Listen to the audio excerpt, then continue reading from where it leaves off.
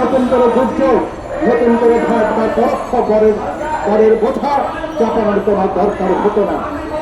আর আমরা বলেছি 16 বছর যে অসৎ ব্যবসায়ীরা, দুর্নীতিবাদ, মাফিয়া সিন্ডিকেট, এবং আমরা খেয়াল করলাম 5 মাসে তাদের বিরুদ্ধে আপনারা কোনো ব্যবস্থা গ্রহণ করেন নাই।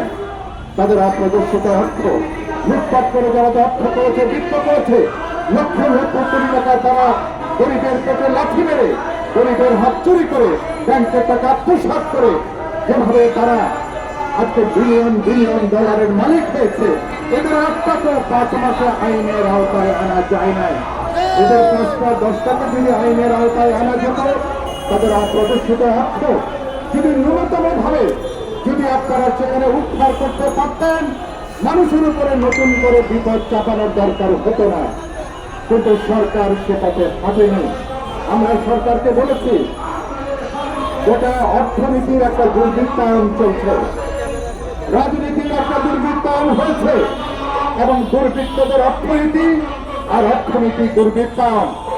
5 মাসে আপনারা অনেক সংস্কারের কাজ করেছেন, অনেক গুরুত্বপূর্ণ সংস্কারের উদ্যোগ নিয়েছেন। সরকারকে আমরা সমর্থন দিয়েছি।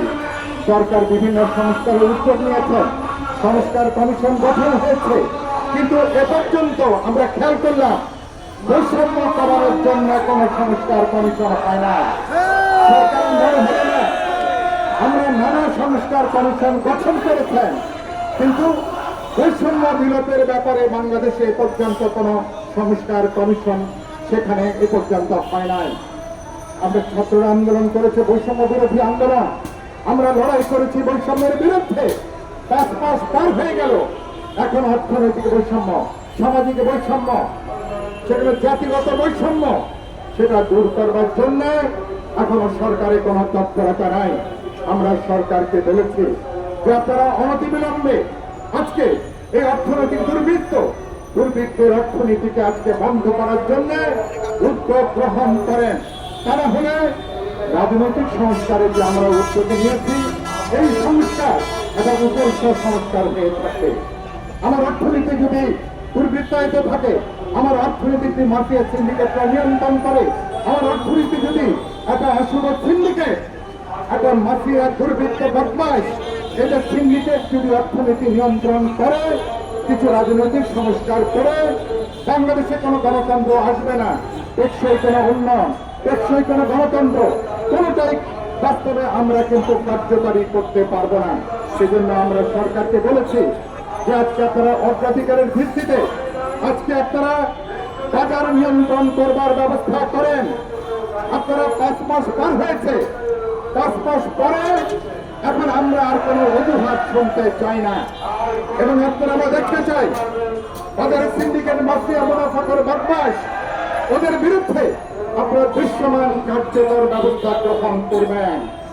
আমরা দেখতে চাই আপনারা ভ্যাট এবং করের বোঝা যেভাবে চাপিয়েছে, এটার বোঝা বাংলাদেশের মানুষ আর বহন করতে পারছে না। এবং সেজন্য আমরা বলেছি ইতিমধ্যে 2-1টা পণ্যে কিছু কিছু ভ্যাট আপনারা কমিয়ে নিয়েছেন, ভ্যাট প্রত্যাহার করেছেন কিছু কিছু। আমরা বলতে চাই চায়ের দোকান থেকে মোবাইল পর্যন্ত প্রায় প্রতিটা নিত্য পণ্যে অন্যায়ভাবে যেভাবে আপনারা ভ্যাট করের বোঝা আরোপ করেছেন, এটা মানুষের বিরুদ্ধে নতুন একটা অত্যাচারের সামিল। এটা প্রচারণ করে সরকার মানুষের বিরুদ্ধে নতুন একটা তাদেরকে বিপর্যয়ের মধ্যে ফেলার সামিল। কেন এটা করলেন? গণমাধ্যম লিখছে এই সরকার নাকি, অন্তর্বর্তী সরকাররা নাকি সরকার চালাচ্ছে না। আমি আজ গতকালও দেখলাম, আজকেও দেখলাম দেশের প্রধান ধারার কয়েকটা দৈনিক পত্রিকা লিখছে আমলারা নাকি আজকে সরকার পরিচালনা করছে। আমলাদের কথা শোনার জন্য আমরা কি গণঅভ্যুত্থান করেছি? আমরা আমলাদের নিয়ন্ত্রিত একটা সরকার করবার জন্য আমরা কি অন্তর্বর্তী সরকার করেছি?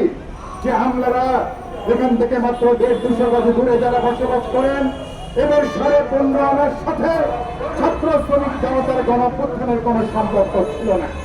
এরা তাদের ব্যক্তিগত গোষ্ঠীগত স্বার্থ উদ্ধার করবার জন্য সরকারকে তারা নানা কুমন্ত্র দিয়ে, নানা অযৌক্তিক নানা পরামর্শ দিয়ে সরকারকে, জনগণকে আজকে তারা বিপদে ফেলে দিচ্ছে। সরকারকে বলতে চাই, আমলাদের খবরদারি বন্ধ